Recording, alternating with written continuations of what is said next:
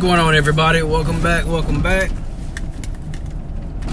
So this video might be all over the place, but pretty much just driving to my truck. Today is Sunday the 23rd. Happy birthday to my girl Sadie's. Happy birthday to my girl Mariella. So pretty much I'm going to the truck to clean out the truck from under the bunk.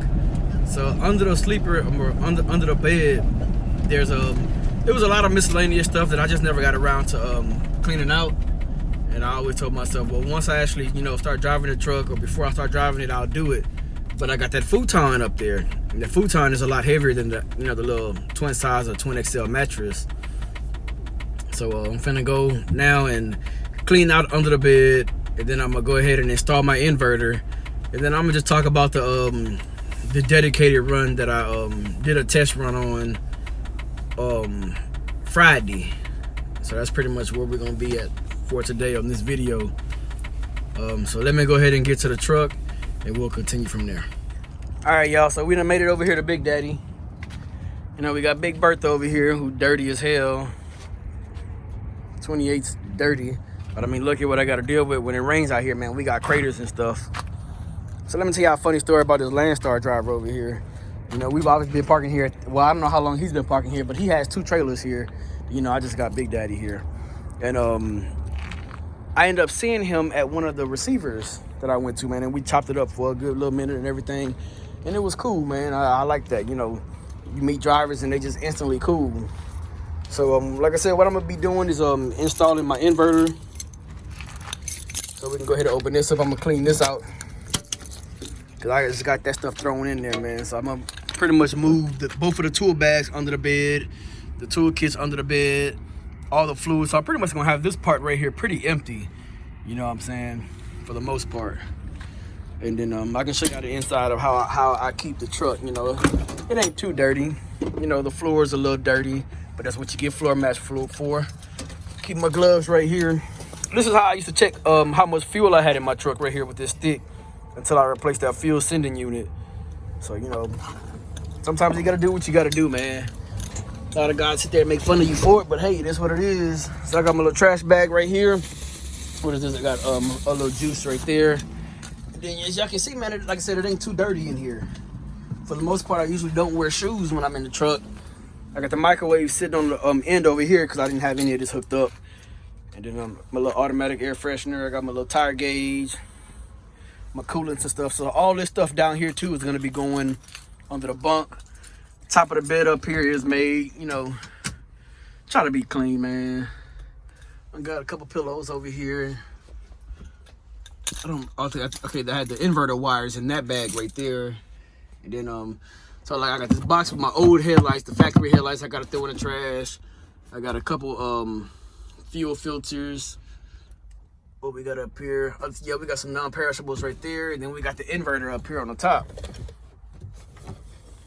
So what I did was, yesterday, while I was waiting to get loaded, I went ahead and put the wires on the inverter. So pretty much, now it's just pretty much a plug and play. The wire's already hooked up. I got my ground wire right here that I got to hook up. And then we'll just run this to the batteries. And then we pretty much be it. So that should be a quick, 10-minute job. Hopefully I can find a hole under the bunk. So under this bed right here, there's 3 tiers. Or 3 little compartments. So we got a small compartment right here in the middle, and then one on the left side. I know for a fact I seen a hole over here on this left side, but I gotta double check right in the middle. But like I said, also under here, there's like some trash and shit I gotta get out. I know like the old steering wheel, I guess from when this truck was brand new, is down there, and then this steering wheel right here is old. But I got a new one at home, which is an 18-inch, but I'm not even gonna put it on because I'm gonna end up going ahead and go with a 16-inch steering wheel. Got to get the plate for the CB. CB's not even hooked up, to be honest with y'all, man. It's sitting there. Well, actually, it's hooked up. I mean, like it comes on, but I don't have no antennas or anything, so that don't do me any justice. Then, like I said, I'll put all of this right here under the bed. Straps. Emergency toilet, which I don't have a need for that anymore, but I still keep it. I just use it for storage, man. I got stuff in there, wires and cables and stuff. Yeah, I gotta clean all this out over here, organize it, or put it on the bed to where I can actually put stuff in there. That's the sleeper curtains down there, and that goes up top, and those top 2 right there are empty. But like I said, I don't have to sleep in a truck anymore. My company do allow me to bring a day cab, at least a day cab on if I have my own trailer. So that may be my next step as far as the hiring process of having drivers work for me. I'll probably say in the next 3 months or so, I will possibly be putting a day cab on, looking for somebody that wants to drive a day cab. Can't really see myself putting a driver in this truck right here. That's my door panel right there. I might go ahead and put that back on today too while I'm here. I don't want to be here all day. Honestly, I don't plan on being here no longer than about 2 hours. Probably shouldn't even take that long. But like I said, let me go ahead and get all this the microwave back on top of the refrigerator. Get this bunk raised up so I can go ahead and start getting this trash out of here. We'll do a walk around with the truck and trailer. And then yeah, that'll be all right, y'all. So let me show y'all what under the bed is, or what it looked like that is. So you know we got the futon on top. So got the box right here. I think the box came with the futon. I think got the legs in it or something like that. But let me find my flashlight real quick. I should have been more prepared. I know. All right, here we go. All right, so we got some coolant and oil. You know, pretty much just any type of fluids that I may need. WD-40, some starting fluid, some brake cleaner. We got some toolboxes down here. You know, my airlines rolled up. I got the inverter with the wires running down up. You know, there's a little hole down there. It had like a little black grommet. Let's see if I still got it in here somewhere. Got 'em. Yeah, here go the little grommet right here. It was in the flow, so I was able to pull that up, give me access, and I ran the hose through that.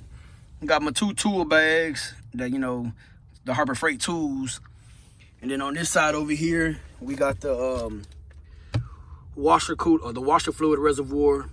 I got my triangles down here, my DeWalt kit right there. And then I got some extra straps right there for the trailer, you know, so that's what we got going on right now. Like I said, once we get all this cleaned up, well, this is pretty much how it's gonna be.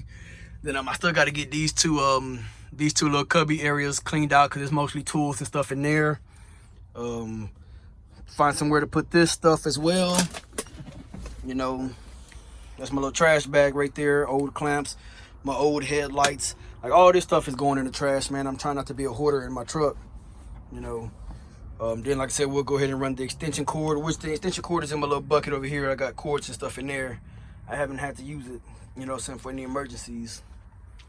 And we'll go ahead and run the once I get the wires and stuff hooked up to the battery box, then we'll go ahead and set up the you know, microwave, refrigerator, make sure everything works fine. Up here is semi-organized. I got some non-perishables in there, non-perishables up there, another fuel filter back there, and then this top one up there should be empty. I don't see anything up there. Like I said, the bed is already made. Keep the bed made. So yeah, let me go ahead and finish up this, get on outside, and I'll try to show y'all the battery box and how I connect the inverter. So y'all hang tight. All right, so now we outside the truck. So from the wires are coming through here, and they are long enough to where they're laying on the ground, or at least the negative is. The positive somewhere down here, so I gotta make sure it don't get caught up in anything. So now what I'm gonna do is go ahead and pull my battery box cover lid off. But first, or before I do that, I want to show y'all this little kit right here. It's an automotive electrical repair kit. Got it from AutoZone, man. I really got it. So you know, if you got any small electrical things that you need to be replaced that you can do yourself, this will come in handy, and it come with a lot of zip ties. So a little quick giblet for you. So unloosen that side, unloosen this side right here. Then the battery box just come off. So I'm gonna go ahead and set the phone down real quick and go ahead and get this battery box off. So y'all give me a second.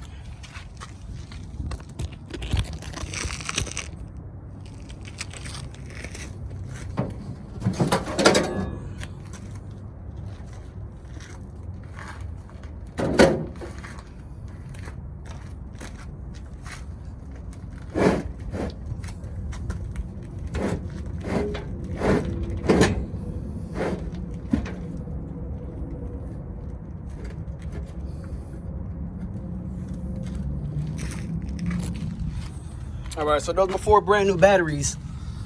So with the negative and positive, real simple. All you're gonna do is put the positive on one and the negative on one. So what I did whenever I did put replace the batteries, I got all brand new little caps like these right here, and it makes it real easy to add, you know, something to your battery. So what I'll end up doing is, I think my starter is connected to one of these. So if I can get the red one to fit, let's say, well, I guess I can just do the ones on the ends. I'll just try to go ahead and add them on the ends over here and call it a day. See, something is missing right here, if I'm not mistaken. See, that's the one I rigged myself. It's right here. It looked like it came off. So that could be an issue or something. So I guess I'll go ahead and do this real quick. And then go ahead and grab those two lines, which I can grab them now, pull them through.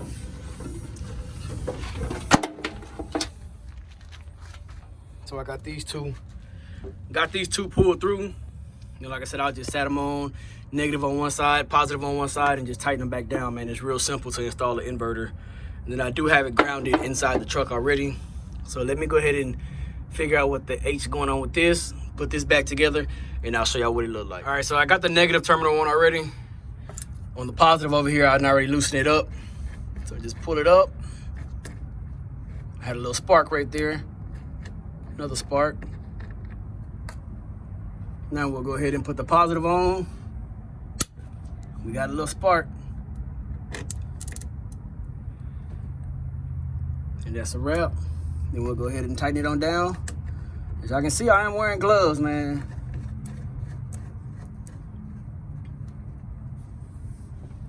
So then I'll go ahead and zip tie the wires and stuff up. Have it sitting a lot better. But that's pretty much all it is to install an inverter when it comes down to it. So like I said, negative black to black, red to red, run it up through the cab, and then, you know, just check to make sure everything's good. Don't catch your truck on fire. So now I'm gonna go ahead and tighten this up, put a little zip tie up top to have it run a little bit neater. I went ahead and put this one back in, so that one's tighter. I'm gonna probably go get a zip tie, not a zip tie, a bungee cord out of the truck, and bungee the batteries back so they don't move this way. And that'll be it for this. Close everything, and then I'll close everything up. This is what I got it looking like down here in this compartment. Yeah, I know it's a little dirty, crusty. Hey, it's a perks of having an older truck, man. This shit's gonna look like this. So I got the tool kit sitting up to the side. I got an extra vest and some more straps for the truck. For the trailer. Got my triangles and the washer fluid down here. Then I'm also have my drill that I got in Big Bertha right now. I'm gonna bring that over here, and I got 2 extra batteries. I'll have that set up down here as well. And that'll pretty much be a wrap, fellas. So let me go ahead and put all this back together, and we'll go ahead and get up out of here. All right, guys, so we done pretty much did what we came here to do. Now I get to go back home and wait for tomorrow. Inverter's installed, under the bed is cleaned out.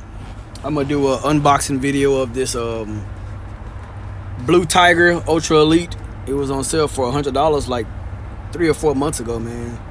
And I had bought it to do an unboxing of it and never got around to it, and I just found it in my truck today. So we'll go ahead and get that knocked out once I get home. As y'all can see, I got the driver's side door panel on. This thing's actually shrunk. It's been off for over a year and it's shrunk, so I'll be ordering some new door panels eventually. But passenger side one still looks nice and neat over there. Like I said, I try to keep the truck clean. You know, we're gonna have some stains on the floor or whatever. It is what it is. You know, the bed is made. Everything is in its place, so now I know, you know, where everything is at. I got rid of a lot of stuff, trash and stuff. Inverter's installed. Door panel is on. Inside is cleaned up a little bit. If anybody would ask me, you know, this is the end of my 3rd week of being out, you know, on truck, on trailer, leased on to a company, self-dispatching. If anybody asked me like, oh man, if you had to do it all over again, would you do it again? My answer would be I would have done it sooner, man. I was trying to play it safe, and I'm still playing it safe. You know, like I said, I don't drive my truck too far from home. I stay close. I don't go far at all. But as far as the inverter, y'all can see the wires. I did some little funky shit trying to give it some room, you know, so if the cab be bouncing, it won't, you know, snatch or rub and all that. But you know, there's a lot of other stuff I want to do to the truck, you know, like I don't know what all that moist shit is up there, but it's there, you know. But next we'll be changing out like the cab shocks and the cab airbags, because surprisingly the truck rides pretty smooth. It really does. Surprisingly, it rides pretty smooth. But you know, I feel like it could possibly ride a little smoother. So now, you know, as far as a dedicated run, would I do it again? Yeah. But all that sitting and waiting, man, I that's what I don't like. I'm my type of guy. I really like to go out and back, and then just to be sitting there waiting and stuff, I don't know, man, it just does something to me. Especially when the place wants you to do, like, oh yeah, we need you to do 3 loads for us. You know, I'm like, all right, cool, sure, I'll do however many loads you want me to do for you. But you're the one that's slowing me down. So it's like, yeah, hey, we need you to knock out 3 loads for us. All right, bet I'll knock out as many loads as I can. But you're taking your sweet time to load me up. You know, I'm sitting there. For the first 2 pickups, y'all took over 2.5 hours to get me loaded. You know, and then it's like, all right, now here and get back. You know, I'm like, what? Oh, excuse me. But that first receiver, because I picked up 3 times from the same place, and I delivered twice to one place and then a different place. So the first place, now if we're talking loaded miles, it was about 59 loaded miles for all 3 deliveries. You know, if you want to talk unload, you know, total miles times it by 2. Each load paid $350. And then you know, I did my thing. I knocked all 3 of them out. The broker called me up. He was like, hey, you know, how did it go for you? Did you like it? Did you have any issues? And I told him for the most part, hey, everything is pretty cool. You know, I don't have an issue other than, you know, the shipper just, I feel like they could load a little bit faster. Other than that, then I went ahead and told him, you know, hey, if y'all have this run, you know, if you have any weekend work, let me know, give me a call. So he did what he did, and he was like, hey, we actually had a truck, did not show up today. So if you want to do one run for us tomorrow, we have it. I give it to me, you know. So I'm putting myself out there to let you know that I'm willing to work. If you got the work, I'm willing to do it for you. But I don't like my time being wasted. So now we just pretty much playing the waiting game, man. I know I've already proved myself. You know, I did what I had to do. And, you know, hey, it is what it is. So, but I'm not going to sit around and wait around for anybody, you know. So if I don't hear from him tomorrow morning, then, you know, I'll just be on the load board. He said he had enough work to keep me busy. And we'll just wait and see how true that is, you know. My main thing is with these dedicated runs, you know, it's like, oh, hey, we're going to have you do 2 or 3 of these runs. They're not going to pay you no, you got DOT doing it. They even just do the DOT inspection in the parking lot. But what is that? The Floyd's over there on a Sunday. It is what it is. But yeah, you know, you're not getting paid no detention at all. So I don't really like that. I try not to be too picky, you know, but I also don't work for free. I'm trying to let that be known. So total miles Friday was around, cause like I said, it was only like 7 minutes from where I parked my truck, 8 minutes. I think it was like 4 miles. So total miles was no more than, let's say, 120 miles. And for that day, I made $1,050. Like I said, the truck was loaded. They loaded, I think, about 40,000 pounds. I don't know. I didn't even weigh the load, to be honest with you. I just picked them up and ran it. You know, it's pretty much how it was. Now that the last delivery I did, I was in and out in less than 30 minutes. And that's the same place I went to Saturday, which was yesterday. And same thing, I was in and out in like 30 minutes, man. So that right there, I like that one. That one also stays open a little later. So that's why he wanted me to get the first 2 out the way first and then go to the last place because they stay open later. But, I mean, hey, I don't have any real complaints.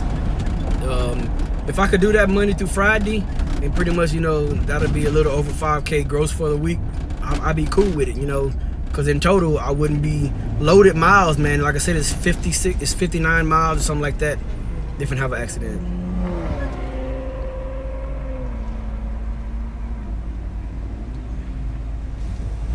What you do? Yeah, so loaded miles was only like 59 or 56 miles, something like that. It was right under 60 miles loaded. So if I can, you know, you knock that out 5 times a week, man, that ain't too much of any miles on your truck as far as loaded miles, and you know, that's pretty much what I'm looking for. I did miss out on a good load picking up on Friday for a Monday delivery in Houston, which is the same load I've ran a number of times, man. You know, they posted for 400. I call them in there. I get them up to 650. Well, they had it posted on there for Friday to deliver Monday morning for $800, and I'm like, man, I would have loved that. 68 loaded miles, man. It's not bad at all. So that's pretty much what it was. Like I said, we got the inverter installed. Under the bunk is cleaned out. I got everything organized. I got the door panel on there, and yeah, that's pretty much what it was. And then as far as the dedicated run, I mean, we're pretty much just waiting for the broker. I already told him, you know, hey, if you have them runs, you don't even got to post them on the board, man. Just give me a call and I'll run them for you.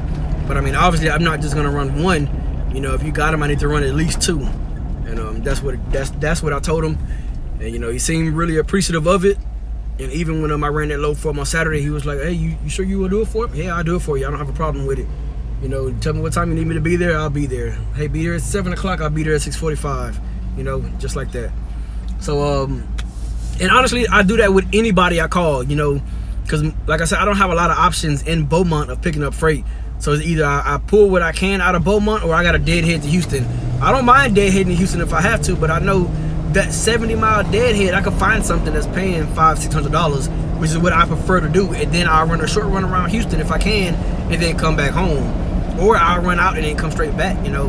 And as long as I made $1,000 for that day, I'm fine. Because honestly, I don't want to be under $1,200 a day.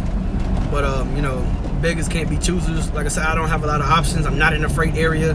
I mean, it's Beaumont. It's, you know, the loads that's coming to Beaumont, they're only paying about $400, man. I don't run that crap.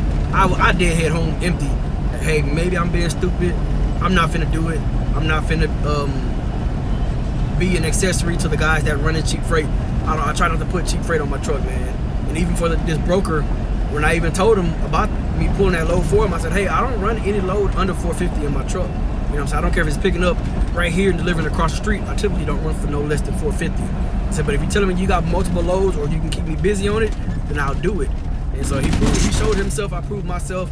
Now we pretty much playing the waiting game. And then, you know, hey, we'll go from there. So if you got any questions or concerns, man, you can drop me in the comment section below. If you want to get in contact with me, truckingwithbigdaddy@gmail.com. Like the video, subscribe to the channel, and I'll catch you guys in the next video.